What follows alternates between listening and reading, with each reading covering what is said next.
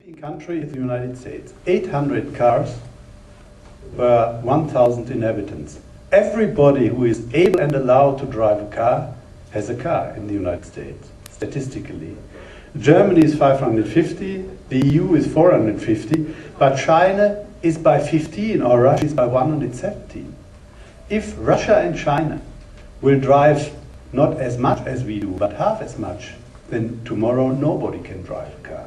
That must all be clear. And we can't go to China, buy a big car and say, oh, don't drive. Driving a car is very dangerous for the climate and for the people. We have to be a positive model, not a negative one. Europe is badly prepared for the time when we run out of oil. Everybody wants to get off oil. Everybody wants to change, wants to fight against climate change, but nobody wants to change the habit, the way of habit, the mobility, and so on. And the transport balance is that we have lost, for example, the rail from 20 to 60% from 1995 to 2002, and we have increased road transport by exact the 4% which the railway has lost. And one of the reasons is that a lorry can run non-stop from Spain to Poland, but a train, we have 20 different signaling systems on the railways. We have 6 different power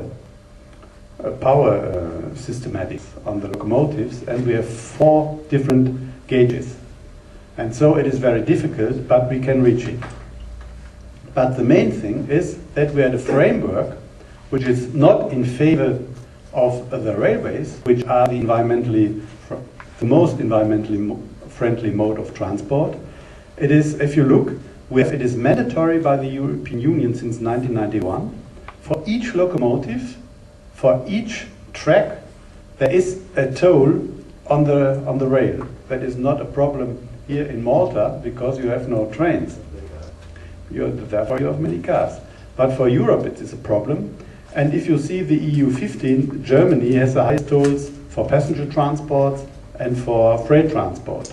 But the highest tolls in the European Union, and that is nearly unlimited, have the new member states, especially Slovakia. In Slovakia, the freight transport on rail is double the height of Germany. And if you compare this with the road charge for lorries, then you have Switzerland. There's a toll 4 times higher than in Germany, but on the road transport we have a toll that is a free will of the member states if they have a toll on road.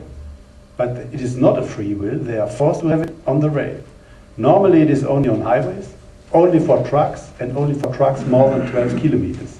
So we have a framework which is a framework to make a modal shift, but not from road to rail, but from rail to road. And we have a good example. Switzerland, not member of the European Union, they have the toll that is 5 times higher than in Germany now after the last increase, and it is for all roads and for all trucks. So there is no change from big trucks to smaller trucks or from highways to normal roads. And because it is so expensive, they had a high efficiency. The empty cars have disappeared from the roads in Switzerland. And there is a competition, but also a cooperation between the undertakings. And because this is the case, in Switzerland, the costs for the consumers only have increased by 0.5%. Only by 0.5%. Although the toll is very high because the efficiency was improved very much. And the result, in Switzerland now they have 2/3 of the freight transport is on rail.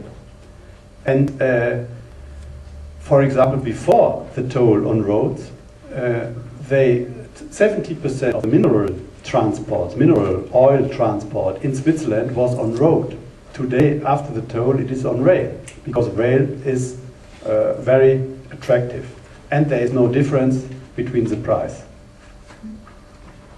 What can we do? That is the next one, please.